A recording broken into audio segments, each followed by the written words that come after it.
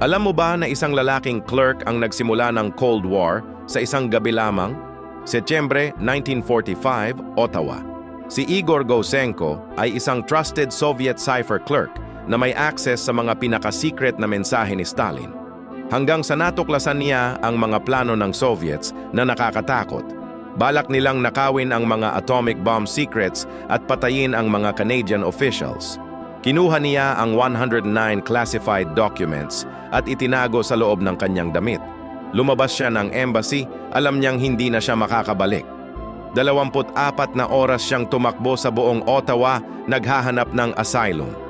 Mga Soviet agents ang naghahanap sa kanya habang tinatago niya ang kanyang buntis na asawa at anak.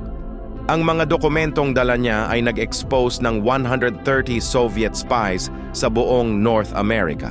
Kasama na dito si Klaus Fuchs at Alan Nunn May, mga nuclear scientists na nagbigay na ng atomic secrets sa Moscow. Ang pagkakadefect ni Gousenko ang naging simula ng nuclear arms race. Isang gabi lang, nabago niya ang buong mundo.